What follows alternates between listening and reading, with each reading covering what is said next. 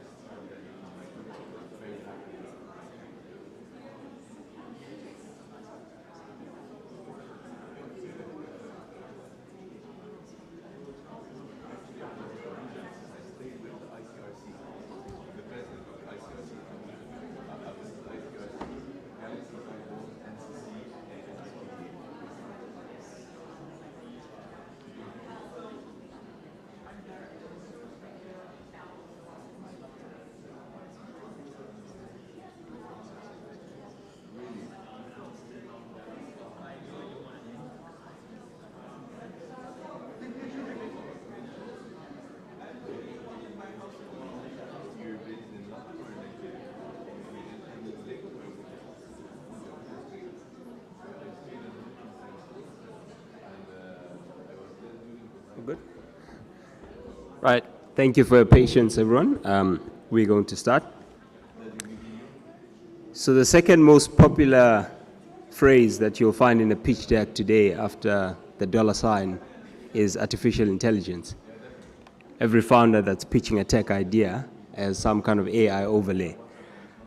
But it is a capability that presents massive potential in solving pertinent problems.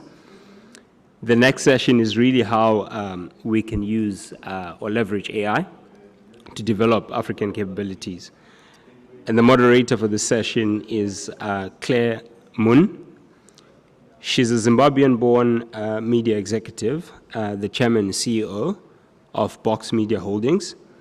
She's a tech entrepreneur passionate about communication intelligence, AI, democratizing career success with a focus in emerging markets, with the latest venture being Box Play. Ladies and gentlemen, if you can help me welcome Clare. Thank you.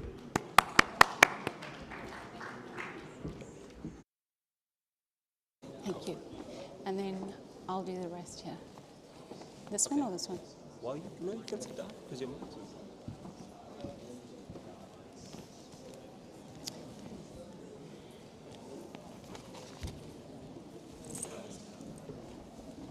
Thank you.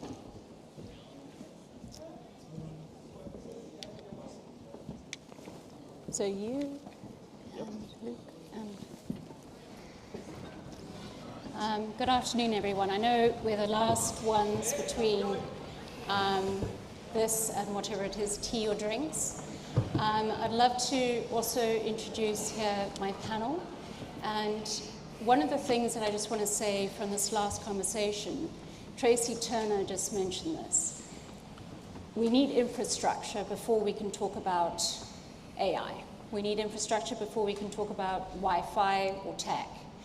So I think this panel is really around that value chain and the ecosystem of how do you get to that point. And I'm going to have each and every one of them introduce themselves, but we have Robert Alhadeff here from Jackfruit Finance, and he'll go into detail. Also now based in Kenya, we have Luke Kincaid, who is based in London, but also was in Kenya for the last 10 years. And we have Matt Insley, who's the director of Kofisi Africa, which is throughout Africa. It's shared spaces in Africa. So my name is Clare Munn from Box Media, Box Play, which is think of it like some people call it a Spotify for businesses, some people call it a Netflix for businesses. We've had proof of concept in the US and the UK, and I'm Zimbabwean, so I'm a little biased. We're now focused on Africa and rolling out through Africa. How do we get the youngest demographic in the world prepared to work with AI as a co-pilot, and how do we actually democratize career success? So I'm going to turn to you, Robert, to please introduce yourself in detail. Thanks, Claire. So yeah, I'm part of an organization called Jackfruit Finance. We're an education finance business based in Kenya, using technology and AI to basically unlock affordable financing to schools. We've designed the system basically around schools, so not so much Kenya, but so it's intended to be a solution for the whole of Africa. And through sort of essentially a byproduct of what we do, the lending piece, we're creating a network of schools spread across Kenya that unlocks access to these sorts of schools, which would otherwise be near impossible to penetrate for the other ecosystem players in the education space. So yeah, we're in 132 schools, growing very fast, and really looking to prove that education is a good source for capital from a credit standpoint. It's amazing how you've grown in the last year. Congratulations. Thank you. And Luke. Luke Kincaid. I'm based in London. As Claire said, I spent a decade in Kenya, so very interested in the continent, and a huge piece of my heart is there. I was working in the education space in Kenya on the charitable side, so building schools and educational projects for low-income communities with our family foundation. And I've now shifted to the investment side of education. So I lead the international team for a group called CS Capital, and we are a fairly significant funder, investor in the education space. So we've deployed approximately $3 billion to schools in the US. We're now investing in the UK. We've just recently raised a new fund, which is approximately $2 billion, and actively looking for where we can deploy that capital. Africa is of enormous interest to us, particularly because there's a great deal of scale and a lot of need. There certainly are a lot of, the sector is growing so much, and certainly the education space has a lot of needs. So we're looking at how we could deploy and where we could partner, and ultimately where we can put some roots down on the continent from an investment perspective. Thank you. Matt. Thank you, Claire. I'm Matt Insley. I'm a director of a business called Kafisi. Kafisi is a shared workspace provider across Africa. We have 6 centres now, headquartered in Nairobi, but we are also in Lagos, Dar es Salaam, and we try to make beautiful spaces, largely for enterprise clients, but also for some of the smaller businesses that operate in Africa. We also provide event space, and that's one of the reasons why I'm here on the panel. I think it's to discuss the event space and how providing the physical infrastructure, the bricks and mortar space for the post-university world where people are out at work and require lifelong learning, and that's what one of the aspects that Kafisi will bring through an academy network that we're looking to put together with one of our new directors, Claire, who will also be on our board, who is a CTO of WeWork, so very much aligned with our particular subsector. Yeah, I hope I've learned a lot since WeWork. Yes. So I was just in Nairobi yesterday, and it was fantastic. It was the first time I was seeing Kafisi, and one of the things that I really enjoyed about that was no matter what happens with AI, people are always going to want to connect, always. And one of the things about AI is it's, in my opinion, especially in my lifetime, it is not going to replace the human innovation and the ability for humans to think both wonderfully and basically, right? We need the two in order to create innovation. In Africa, and I know Africa is a large continent, but in the many countries I've traveled, Africans live to connect. We live to communicate. We love stories. We love to provide stories in order to explain what we do, why we're doing it, and transfer that knowledge. So with Box, we've created a framework which actually can optimize that and monetize that. So with Kafisi, we are really going to be building academies that are both digital and physical to allow that natural integration between the two. Now, we couldn't do that if there wasn't Robert and there wasn't Luke. We couldn't do that because we still need the infrastructure, we need the schools, and we need to prepare youth for this very rapid changing way of life. As we sit here, AI is evolving. We're in partnership with Microsoft and other large enterprises, and we see it. And I don't see it as a fear, I see it as a magnificent opportunity for all countries, actually, and all companies, for co-pilots.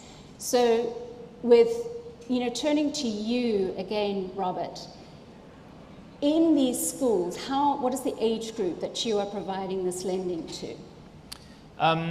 So our product is really designed around schools. It's designed around education. So we basically are working in schools that range from the sort of year 3 or age group 3 up to, university vocational sort of level. So, early 20s. We as an organization have designed everything around education. And we really are not looking to limit it in terms of what stage of education or where it goes, whether it's rural or urban or peri-urban, because all schools look the same and all education institutions look the same with some variance in terms of what level they're looking to educate. So yeah, it's the whole spectrum basically. And with Luke, you're doing something different on a larger scale outside of Africa at this point. What are you hearing schools say, or the education sector wide, what are you hearing them saying they're needing at this particular moment? It's a great question. So I think our business has been through an evolution. One of the things that we bring to the table is capital. We have significant resource behind us. And there's always the question of what do we invest in? Where do we deploy our capital? What are we looking at? And there has been, in some ways, shifts in the business. Today, we fund a lot in infrastructure.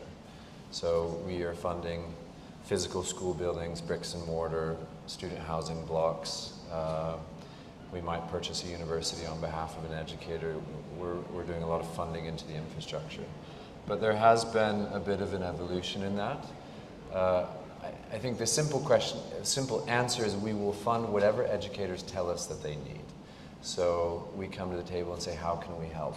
One question that I love to ask is, if you could write, if you had an open-ended check and you could write your own check, how much would it be and what would it go towards? And we are starting to hear educators talk about content.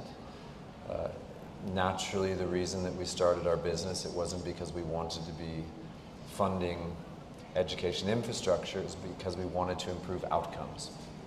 And if we can be a catalyst for educators in whatever way they need, that is what we want to do. And we are hearing a lot about content, AI. I'll be very honest, it's not something that I'm an expert in. I don't even particularly understand it very well. It can be a bit intimidating, but we are starting to hear conversations around that because the sector is moving. And technology is more and more in the classroom, and even from the perspective of how schools are being run. So we are starting to get requests for things much more related to tech, AI, and a lot of the things that you're doing. It's very interesting. Well, I think, in my opinion, my grandmother was a teacher, and I'm sure everyone in this room have had one teacher in some way that they have revere, And I think teachers are an actor of their subject, and they use the classroom as their stage. And why today we're asking teachers to suddenly become technologists. We're asking them to become compliance officers. In some countries, we ask them to become soldiers.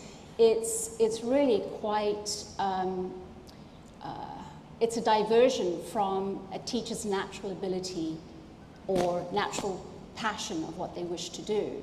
So again, if you can provide digital content in a way that can augment a teacher's class or curriculum in a way where people can have endless practice, because that's what AI allows you to do, is it allows you to have a co-pilot and endless practice with your subject that you're learning. So it's really interesting to see the education across the world looking at it differently. And in my opinion, and I could be wrong, but I think Africa as a whole leapfrogs over legacy systems. And we do that because, not necessarily because we're smarter, but we have this creative, resourceful muscle that we've had to have, right? So in that way, what I'm really interested in is my belief is this is going to scale exponentially in emerging markets, in particular Africa. What do you think of that, all three of you? I mean, just one thing that struck me when Luke was speaking there is that they ask the same questions as we ask. They're looking to write, what, $10 million tickets, sort of. That's their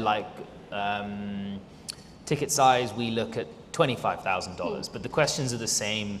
The schools are the same. What the ultimate objective of the institution is the same. And this is where you look at Kenya, which is where we operate predominantly right now.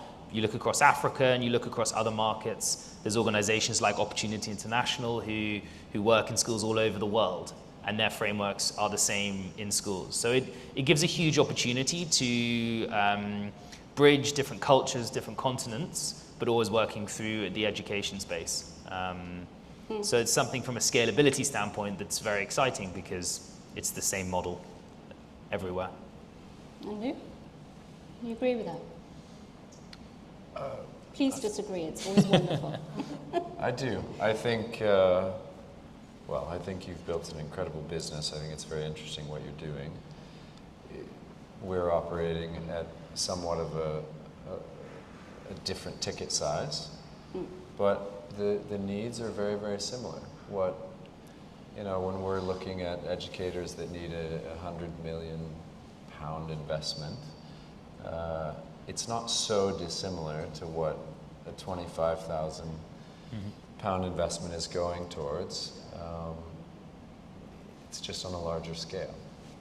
So I think there's an enormous need for, what we do is we want to be a catalyst. So whether it's for the physical infrastructure, which you're creating brick and mortar spaces for lifelong learning, you're funding infrastructure for schools at the moment, you're bringing innovation into the classroom. There's an enormous need for all of it. I mean, we're quite happy to fund on any level, but I do agree with you, actually. I think what educators are talking about in the US is not necessarily so different from what educators are talking about in Kenya or Zimbabwe. It's just maybe a different stage along that value chain there.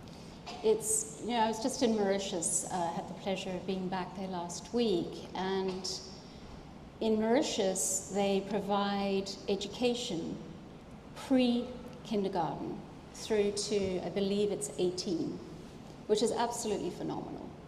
And now, looking at how do you prepare the workforce in upskilling and reskilling. Because one of the things is if you're in the workforce today, if you don't know how to work with AI as a co-pilot, it's going to be a disadvantage. So how are you upskilling and reskilling smart individuals already employed, as well as preparing people to be employed? And I was very impressed with the thinking and the strategies getting put into place there, I must say.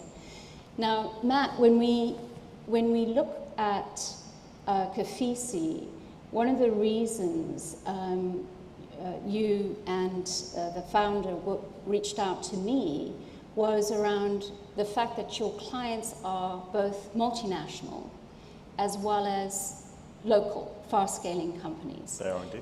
So you are hearing the necessity there for reskilling, and is it recruitment or? Certainly are, such that the challenge in bringing, let's say, more Western service levels into the centres that we operate, and the underlying businesses that trade out of our centres is significant. And bridging that gap and bringing the skill level up is certainly something that we hope that we can achieve via this academy partnership with Box. And as a slight segue from that's a bit of a leapfrogging exercise that's occurring within that service sector delivery. But Kafisi is all too used to the leapfrogging element of Africa, such that why go into a traditional old lease the way that one would 15 years ago? Why not go into a shared workspace where you can flex up and down with the demands of your business whilst having all of the facilities that you would require, but without having to pay for every last square foot of it, such that it's part of Africa, right? It's part of the allure of investing there and being there, is that this can occur. Yeah, I think the connectivity as well, when you've got a shared workplace, you assume you're going to have connectivity. You assume things are going to work. In Africa, that doesn't necessarily mean that isn't the case. So again, the flexibility and adaptability of how you build companies in Africa by Africans for Africans is really taking that mindset and making sure that you have thought these things through. I think if we took a large consulting firm here and we stuck them into a Kafisi and we asked them to fix the generator because they're systems people, it might not necessarily happen, right? So there's all these different things in Africa that I think it's exciting to see the focus in Africa by the outside, but it's also really exciting to see companies fast growing to be enterprise companies coming out of Africa. Are you seeing, sorry, go ahead. I'd like to put a question back to you. Certainly we're talking about innovation, AI in the education space. If you could, it's the question we like to ask everybody, but if you could write a check for AI and innovation, what's actually possible? What's the outcome? How do we, what could be possible with funding AI and innovation in the classrooms? What would you do? Well, the first thing I would do is listen, because I could sit here and say, I know the answer, I don't. So the first thing I would do is, each country in Africa has some different policies around education. That's number one, but we're looking at a partnership in some way with one of the largest committees around creating One Africa for trade, right, out of Africa, AFTEC. And I think if we can work with government, policymakers, and the private sector, it's really important, and NGOs. It's going to take an ecosystem to really provide the African series of solutions. It's not going to just be Box, which is why I'm also very interested in everything that you're doing. So for a check, I can say, 10 billion, and we can create a co-pilot and really provide mandatory training for people entering the workforce. That could be a spit in the air. But for us to be doing this right, we've got to be thoughtful and really listen to what will work and look at the connectivity around different African countries. And to date, we're having some significant conversations which seem to be both realistic, which is important, as well as practical.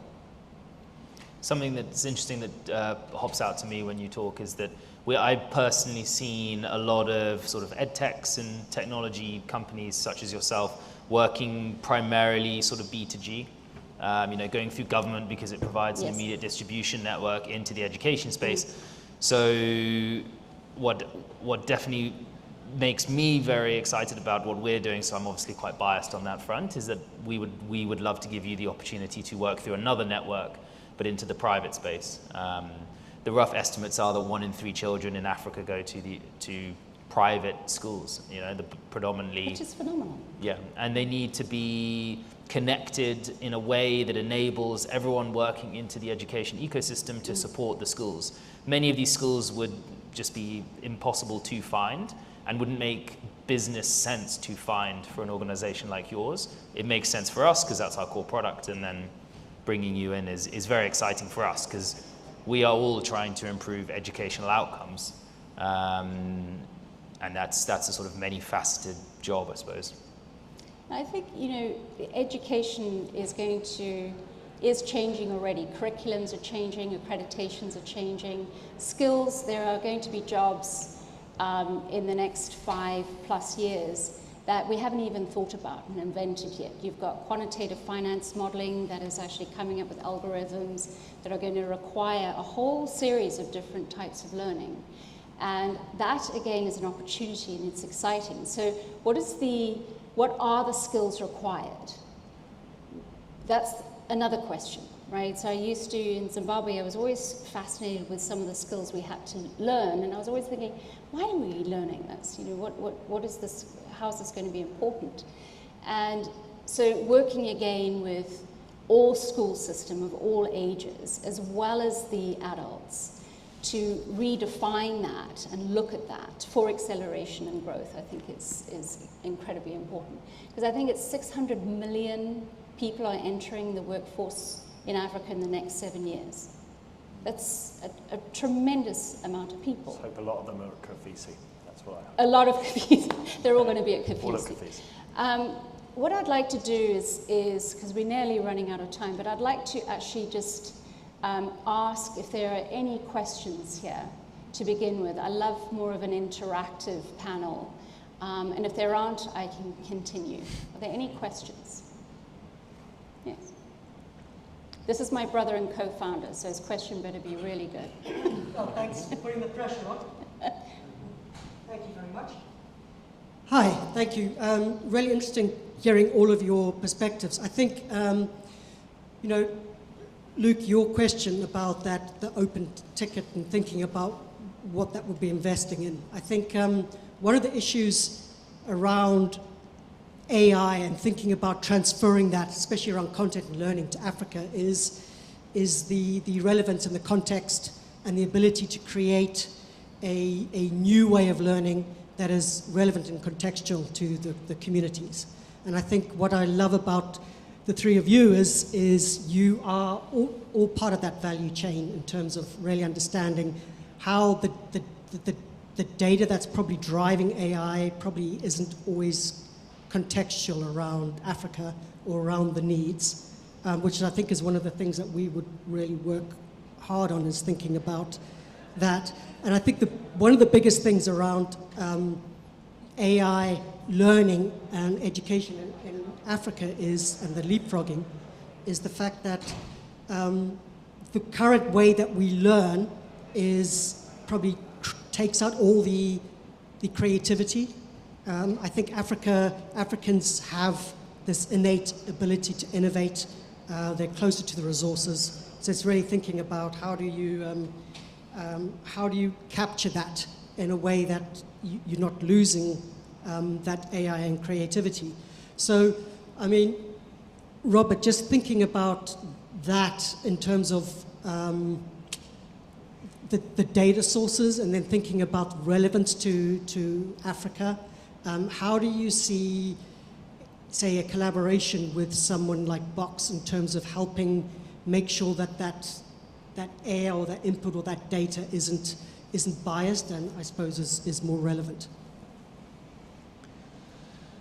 So I mean, I definitely can't talk to the sort of biases of data going into these AI models. It's just sort of outside of my area of expertise. But what I do know is that we lend to schools that range from $30 a term as a school fee price point to $300 a term, and everything in the middle. So there's enormous variance within the 132 schools that we've lent to so far, and I think there will continue to be more and more variance across the board. I mean, we do use AI in our underwriting process, and it's basically looking at one school that we are considering and looking to benchmark it against other schools at a similar price point with similar data entry points. We gather all of the data ourselves because I think there's a big unspoken challenge about like the accuracy of data that's feeding into all of these models and things, and because we're a lender, it's obviously critical that we are making our underwriting decisions based on, you know, audited data, audited in the sense that we capture it. So I think the creating the visual picture into the education space, I think there's lots of people doing that, but it's quite disjointed. So the more that we can create an accurate view into the private education space, the better your sorts of tools will be at supporting the children in those schools. Because there's obviously, I mean, during the underwriting process, we gather all of the information about connectivity. You know, we're talking to a potential internet provider who can come in and provide Wi-Fi in our schools where required. So it can become much more targeted, I think, using the like framework that we gather during the underwriting process. And then it'll be up to you to make sure that the models are not biased by inaccurate data from a learning standpoint. On the bias, you know, discussion, I think a friend and now colleague of mine at Microsoft, I loved her statement. She said, you know, if you put in stupid, you're going to get out stupid. So it's really a funny statement. It's a true statement. So it's the bias side. What I'm excited about is there seems to be so much new regulation happening. You know, when the internet first came about, we didn't really understand the regulations. We didn't know what questions to ask. So this is the time now over the next 6 to 12 months where policy is vital around data rights and the regulation rights, IP rights. It's vital. So if any of you in the audience here aren't on top of that yet, and you are part of those decisions, I would highly recommend you look at that, because it's a very important stage of the whole growth sector at this point, and we can influence that, which I think is important. Sorry, go ahead. No, but I suppose this is where, like, if you're only taking data from big school networks, government schools, it will be immediately biased towards that. Have I understood you correctly there in terms of how you're framing that? No, you're right. You're right. Yeah. Yeah. Okay. Interesting. So, but it's also, you know, when a user is on any of these digital systems, you can collect as much data as you wish, or you can really be transparent around the policies that you're putting into place. And then you've also, if you're putting in any of your IP into any of the generative AI platforms to date, just know that IP has gone into those platforms. So again, it's thinking those through, of making sure that you're really being strategic around how you use it as a co-pilot, but at the same time, how you are also protecting your IP. That's what I mean. So, and with you, Luke, on the measurement side of how you're investing, how are you tracking that? Is it or is it a strict? How are we tracking what? So if you're investing in these organizations, is there a tier, or is it like a private equity side, or is it a venture vehicle, or other vehicle, debt venture vehicle? So, well, I'll answer it. There's two sides to that. So we are a private equity fund. When we make an investment, we will couple an investment with debt as well. So there'll be a capital stack of equity and debt. So we're a classic private equity fund. There is this question around outcomes that we're constantly talking about internally a lot. How involved do we get in the outcomes of the school? So if educational providers come to us and they're seeking an investment, do we make our decision in any way based on what their outcomes are today and any projections of what their outcomes might be? Will our investment actually see an improvement in the outcomes?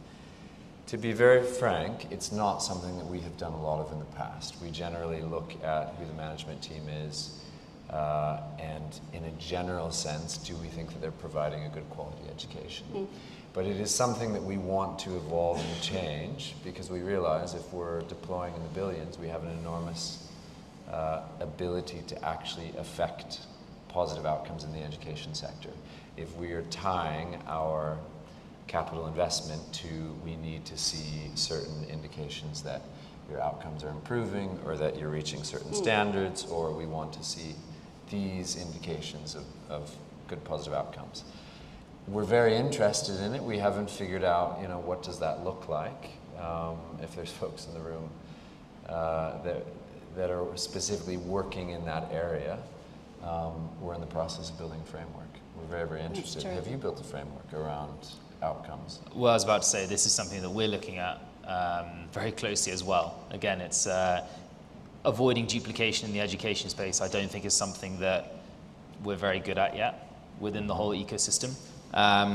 We have not put technology into schools because the schools that we work in, there is a pretty limited adoption of technology so far. There needs a lot more training, and also these are often directors who've started schools and they just don't really have time for behavior change without significant investment into the training piece. But ultimately, the data points that you would be looking at is probably the data points that we would be looking at. It's improvement in literacy rates, improvement in movement from primary to secondary to further education. So I think there's definitely an enormous amount from a technology standpoint where we can start to put technology in the hands of directors, a very simple form.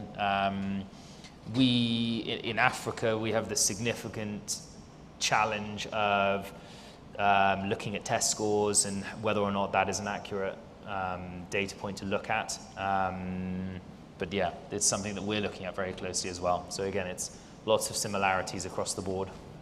Yeah, we've got a company actually in India who are really measuring outcomes in a different way. We measure our outcomes. Ours are really around, in some cases we've got, for every $1, or it might be £1 that you put in, £16 return with using the different frameworks that we provided in the subjects around CQ. Microsoft is saying that the new IQ is CQ, which is communication intelligence. If you know how to think and ask AI a question, you could basically rapidly adopt how to work with co-pilots in AI. I think measurement is key, and I love that you said that it might be different to test scores. I think test scores, you've got a lot of neurodivergent people. I'm one, Alistair's one. Our co-founders, I think all four of us are. So it's a way of, the measurement of a neurodivergent hasn't even been created yet. So we haven't even looked at that. So it's definitely, in my opinion, that's got to change. But for us, our tagline is make learning the new habit. So of course, how we're measuring is through engagement. If there's no engagement, it's not habitable, it's not bingeable. And it's the same, I'm sure, with Kofici. You've got 100% capacity. It's full in the one I saw. And what are the others? All of us. 80? Between 80 and 100%. So we're pretty much at capacity. So the more capital we can raise, the more centres we can put in, either cities that we're not in, or expand the capacity in the cities that we are. And that all leads to data points on how and what people are using in those centres. Are they hiring this type of meeting room or that type of meeting room? And then type of engagement you're getting with some of our more intentional spaces, such as podcast spaces or very large event spaces we can also facilitate. So it's important throughout, I'd say. Yeah. I think, for entrepreneurs, what we look for is why I got involved with WeWork in the first 30 days was I wanted to build with Adam and Miguel, a way to provide access to human capital, access to services, access to skills and training. Because if you can save time for entrepreneurs, and you can save them money, and you can save us by not making the same mistakes over and over again, now you've got a very efficient band of people who can collaborate. Because today it is about collaboration. It's not just with AI, but it's with people. So I'm, particularly excited about this whole, as Alice, as you call it, the value chain. Really, it starts with what the last panel was saying with roads, right? And then it starts with connectivity. Africa, by the way, has, from what I read, 42% only connectivity. Most countries have 66% on average. So the connectivity issues has to be addressed and has to be looked at. Imagine you with your schools, if there was connectivity there that was affordable and you were able to augment tools in a way that can help those teachers. Wouldn't that be amazing? Mm-hmm. Without drying the funds and without causing massive headaches as IT always does. Anyway, are there any questions here? Because we're going to wrap, I see the time. Are there any additional questions from anybody? John, I see you in the audience. Good. So, well, thank you very much. And thank you, panel, for being here today. I think this is a fantastic conference. So, good. Thank you, everybody. Thank you.